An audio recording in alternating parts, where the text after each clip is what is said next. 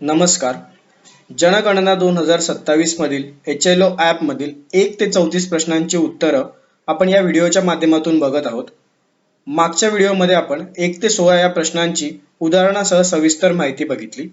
या व्हिडिओमध्ये आपण प्रश्न क्रमांक 17 ते 34 यामध्ये पर्याय कशा प्रकारे निवडायचे याविषयी माहिती घेणार आहोत. प्रश्न क्रमांक 17 आहे, पिण्याच्या पाण्याचा मुख्य स्रोत.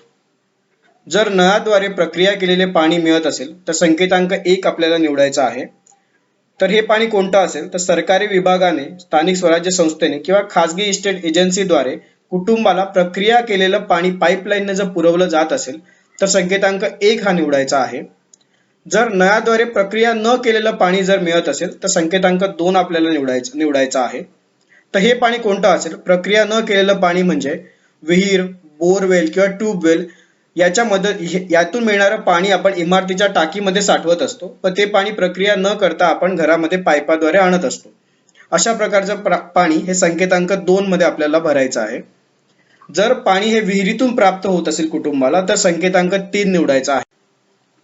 हातपंपापासून मिळणाऱ्या पाण्यासाठी संकेतांक 4, ट्यूबवेल किंवा बोरवेल साठी संकेतांक 5, झऱ्यातील पाण्यासाठी संकेतांक 6, नदीतील पाण्यासाठी संकेतांक 7, टँक किंवा सर्व्हर मधून येणाऱ्या पाण्यासाठी संकेतांक 8, बाटली बंद किंवा जे पॅकेज ड्रिंकिंग वॉटर असतं त्याच्यासाठी संकेतांक 9 आपण निवडणार आहोत. या व्यतिरिक्त जर कोणत्याही प्रकारे जर पाण्याचा स्रोत उपलब्ध असेल तर संकेतांक 0 आपण निवडणार आहोत, ज्यामध्ये पिण्याच्या पाण्याच्या टँकरद्वारे जे पाणी पुरवठा केला जातो व इत्यादी प्रकारचं पाणी आपण संकेतांक 0 द्वारे निवडू शकतो. प्रश्न क्रमांक 18, पिण्याच्या पाण्याची उपलब्धता असलेले स्रोत. यातही आपल्याला 3 संकेतांकांपैकी 1 निवडायचा आहे. पिण्याच्या पाण्याचा स्रोत हा परिसरात असू शकतो, परिसरात जवळ असू शकतो किंवा दूर असू शकतो. तर हे आपण कसं ठरवणार? जर परिसरात म्हणजे अगदीच लगतच इमारतीला जोडून जर पाण्याचा स्रोत असेल तर आपण परिसरात संकेतांक 1 निवडणार. जर शहरी भागामध्ये 100 मीटरच्या आत व ग्रामीण भागात 500 मीटरच्या आत पाण्याचा स्रोत असेल तर परिसरात जवळ हा संकेतांक 2 आपल्याला निवडायचा आहे. हे 100 मीटर किंवा 500 मीटर शहरी व ग्रामीण भागात अनुक्रमे. याही पेक्षा लांब जर स्रोत असेल तर संकेतांक 3 दूर असा आपल्याला निवडायचा आहे. प्रश्न क्रमांक 19 आहे, प्रकाशाचा मुख्य स्रोत. घरामध्ये प्रकाश कोणत्या स्रोतातून मिळतो याविषयी इथे आपल्याला माहिती द्यायची आहे. यात आपल्याला एक गोष्ट लक्षात ठेवायची आहे की जर वीज जोडणी ही कायदेशीर असो किंवा नसो तरी आपल्याला ती संकेतांक 1 वीज अशाच प्रकारे निवडायची आहे. प्रश्न क्रमांक 20, शौचालयाची उपलब्धता. जर कुटुंबाला घरात किंवा बाहेर फक्त कुटुंबातील सदस्यांसाठी वापरायला शौचालय असेल तर संकेतांक 1 निवडायचा आहे. शौचालय कुटुंबासह सामायिक वापरासाठी असेल तर संकेतांक 2 निवडायचा आहे. आणि कुटुंबातील सदस्य जर सार्वजनिक शौचालयाचा वापर करत असतील तर संकेतांक 3 आपल्याला निवडायचा आहे. आता इथे 2 आपण संज्ञा बघू शकतो, सार्वजनिक शौचालय व सामायिक शौचालय.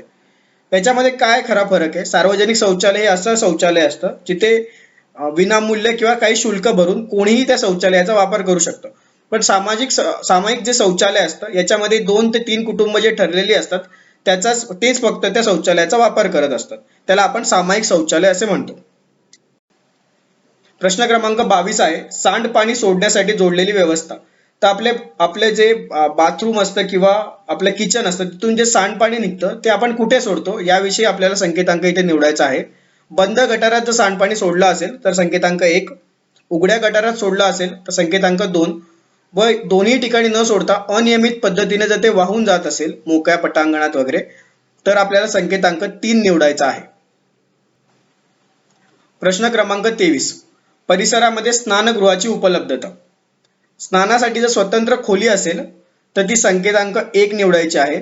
जरी भलेही ती बाहेरही असू शकते, आपल्या घराच्या परिसरामध्ये अगदी लगतच, तरी आपल्या संकेतांक 1च निवडायचा आहे.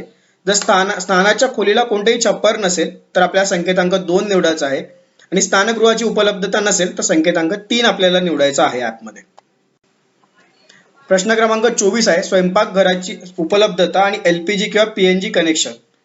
याच्यामध्ये अगदी स्पष्ट असे पर्याय तिथे दिलेले आहेत, त्यातील आपण वाचून योग्य तो पर्याय निवडायचा आहे. जर कुटुंबाकडे स्वयंपाकघर उपलब्ध असेल किंवा नसेल परंतु जर कामाच्या अडचणीमुळे किंवा इतर कोणत्या अडचणीमुळे ते स्वयंपाक बनवत नसतील तर संकेतांक 7 आपल्याला निवडायचा आहे, ज्याच्यामध्ये लिहिलेलं आहे की स्वयंपाक बनवत नाहीत. भलेही मग तिथे स्वयंपाक घर असू द्यात किंवा नसू द्यात, पर्याय क्रमांक 7 आपल्याला या ठिकाणी निवडावा लागतो. प्रश्न क्रमांक 25. स्वयंपाकासाठी वापरण्यात येणारे मुख्य इंधन. बऱ्याच वेळा असं होतं की एकापेक्षा जास्त इंधनाचा वापर कुटुंब करत असतात. आता इथे उदाहरण आपण बघू शकतो की एकच कुटुंब LPG आणि लाकूड हे दोन्ही वापरत असतात. तर या ठिकाणी आपण कुटुंबाला प्रश्न विचारायचा आहे की आपण कोणतं इंधन जास्त प्रमाणात वापरतात. जर ते लाकूड जर जास्त प्रमाणात वापरत असतील तर LPG जरी असला तरी आपण लाकूड हा पर्याय निवडायचा आहे. आता LPG व PNG याच्यातील काय मुख्य फरक आहे, तर LPG आपल्या गॅस सिलेंडर मधून लिक्विफाईड पेट्रोलियम गॅस जो मिळतो सिलेंडर मार्फत तो LPG असतो, आणि पाईप नॅचरल गॅस जो असतो PNG तो आपल्याला पाईप मार्फत आपल्या घरापर्यंत येत असतो. प्रश्न क्रमांक 26 आहे रेडिओ किंवा ट्रान्झिस्टर. जर घरामध्ये पारंपरिक रेडिओ संच असेल तर आपल्याला हा पर्याय निवडायचा आहे. मोबाईल किंवा स्मार्टफोनचा वापर करून रेडिओ किंवा ट्रान्झिस्टर असेल तर आपल्याला दुसरा क्रमांक निवडायचा आहे. त्या व्यतिरिक्त कधी कधी आपण कारची स्क्रीन असेल किंवा इतर काही उपकरणांवरती देखील रेडिओ किंवा ट्रान्झिस्टरचा वापर करत असतो, तर त्यासाठी संकेतांक 3 हा वापरायचा आहे. जर कुठल्याही प्रकारे रेडिओ किंवा ट्रान्झिस्टर हे कुटुंबाकडे उपलब्ध नसेल तर पर्याय क्रमांक 4 आपल्याला वापरायचा आहे. प्रश्न क्रमांक 27 आहे दूरचित्रवाणी. याच्यात आपल्याला 5 पर्याय मिळतात. त्यातील जर दूरदर्शनची निशुल्क डिश जी असते ती जर कुटुंबाकडे असेल तर संकेतांक 1 निवडायचा आहे.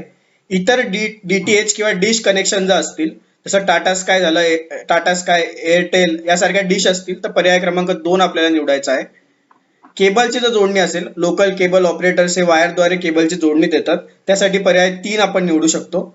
त्या व्यतिरिक्त जर कनेक्शन असेल दूरचित्रवाणीचं तर पर्याय क्रमांक 4. दूरचित्रवाणी नसल्यास पर्याय क्रमांक 5 नाही हा निवडायचा आहे. प्रश्न 28 इंटरनेटची उपलब्धता. तर इंटरनेटचा वापर लॅपटॉप, संगणक, मोबाईल किंवा स्मार्टफोन किंवा इतर अन्य उपकरण यानुसार आपल्याला संकेतांक 1 ते 4 मधून निवडायचा आहे. प्रश्न क्रमांक 29 लॅपटॉप किंवा संगणक. इथे फक्त आपल्याला होय किंवा नाही या 2 पर्यायांपैकी एक पर्याय निवडायचा आहे. प्रश्न 30 दूरध्वनी आणि मोबाईल फोन किंवा स्मार्टफोन. यात आपण प्रश्न विचारायचा आहे. जर आपल्याला उत्तर मिळालं की फक्त लँडलाईन आहे तर पर्याय 1, स्मार्टफोनसाठी 2, इतर बेसिक जे मोबाईल आहेत कीपॅड वाले मोबाईल त्यांच्यासाठी 3रा पर्याय निवडायचा आहे. पण जर घरात लँडलाईन आणि स्मार्टफोन हे दोन्ही असतील तर 4थ्या क्रमांकाचा संकेतांक इथे निवडून घ्यायचा आहे, आणि यापैकी काही उपलब्ध नसल्यास 5वा क्रमांक आपल्याला पर्याय निवडायचा आहे. 31वा प्रश्न आहे सायकल आणि स्कूटर. घरात जर सायकल असेल तर पहिला पर्याय आपल्याला इथे निवडायचा आहे. स्कूटर, मोटरसायकल, मोपेड यांच्यासाठी 2 नंबर आपल्याला पर्याय निवडायचा आहे. दोन्ही असतील तर 3रा संकेतांक व कोणताही नसेल तर 4था संकेतांक निवडून घ्यायचा आहे. यात दिव्यांग व्यक्तीच्या ज्या 3 चाकी किंवा 4 चाकी सायकल असतात यांची सुद्धा गणना आपण सायकल या पहिल्या पर्यायामध्ये करणार आहोत.